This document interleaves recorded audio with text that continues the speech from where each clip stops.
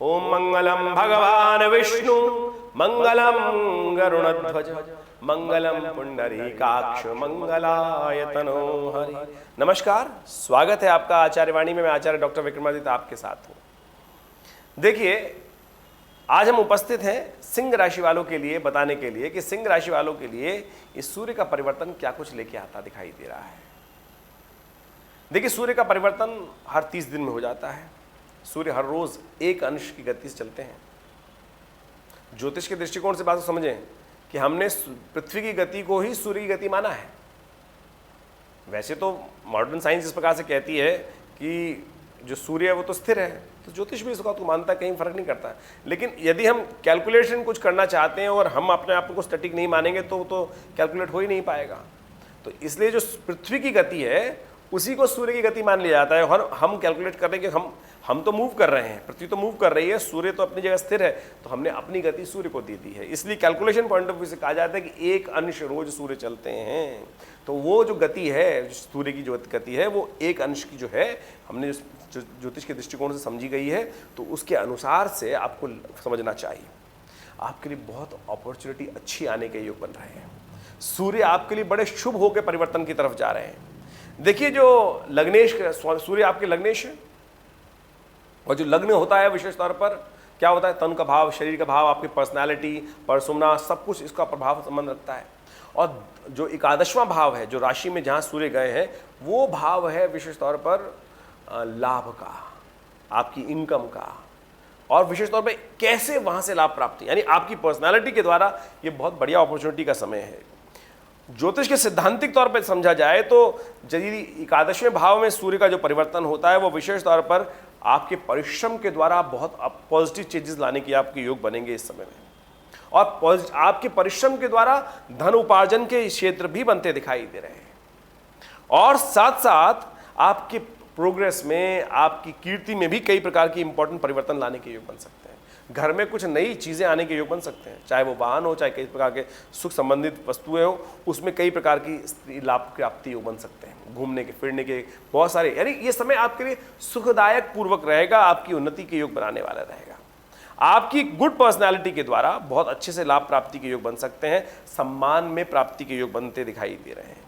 और साथ साथ बहुत अच्छी फ्रेंड्स के साथ, यानी दोस्ती किसी के साथ अच्छी बनने की, यानी अच्छे किसी के साथ नई दोस्ती बन सकती है, दोस्तों से लाभ प्राप्ति के योग बन सकते हैं। ये समय ओवरऑल आपके लिए पॉजिटिव बनता दिखाई दे रहा है। तो ऐसे में इसको पॉजिटिव लेते हुए कार्य करने का आपको प्रयास करना चाहिए। लेकिन सब कुछ अच्छा है, थोड़ा बहुत कष्ट होने के योग बन सकते हैं। ध्यान क्या रखना है इस बात को, महत्वपूर्ण सूत्र क्या है इस परिवर्तन का, वो नोट कर लीजिए।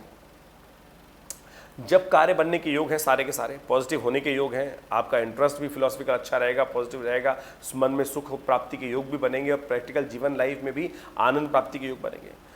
जब पॉजिटिव लाभ होने के योग हैं तो एक बात का ध्यान रखिएगा, किसी भी कारण से कोई गलत कार्य करना, झूठ का सहारा लेना, किसी को धोखा देना, ये आपके लिए हानिकारक हो जाएगा। और वो आपके लिए, समझ लीजिए, आपकी संतान के लिए, आपकी घर के परिवार की, घर की शांति के लिए, बच्चों के लिए कहीं ना कहीं नुकसानदायक स्थिति पर उत्पन्न कर देगा।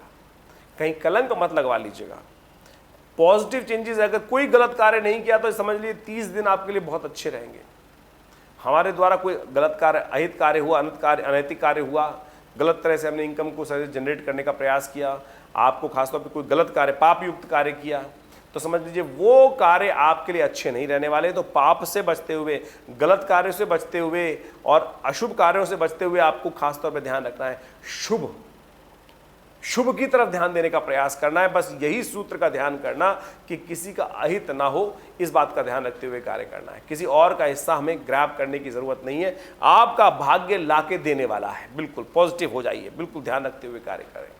और ऐसे में यदि आपने कुछ कष्ट किया, गलत कार्य किया, तो समझ लीजिए आपके परिवार में, आपकी शांति में, घर की शांति में, और खासतौर पर बच्चों के स्वास्थ्य पर, उनके जीवन में कहीं ना कहीं कुछ नुकसानदायक योग बन सकते हैं। तो इस बात का आपको ध्यान रखते हुए कार्य करने की जरूरत है। सिंह राशि वालों, इस बात का ध्यान रखें।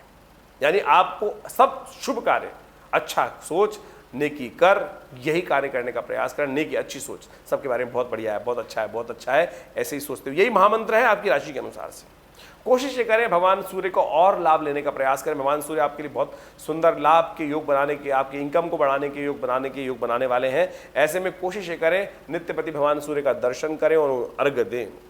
आपकी राशि के अनुसार से रोली थोड़ा सा जल में डालकर भगवान सूर्य को जल देना आपके लिए कल्याणकारी रहेगा। कनेर का पुष्प पीला वाला यदि मिल जाए तो बहुत सुंदर आपके लिए अपॉर्चुनिटी देने के योग बनाने वाला है, लाभ की स्थिति बनाने वाला है, तो इसका आपको पूर्ण लाभ लेने का प्रयास करना चाहिए। ये समय आपके लिए बहुत अच्छा रहेगा, इसका पॉजिटिव लाभ आप लेने का प्रयास कीजिए। ग्रहों का योग खास तौर पर दिखा रहा है आपके लिए। ऐसे में जो मिथुन की संक्रांति जब वो शास्त्र में कहा गया है कि अन्न का, वस्त्र का, दूध का, दही का दान करने का आपको प्रयास करना चाहिए और ये सब चीज़ों को दान करके आप कल्याणकारी योग बना सकते हैं।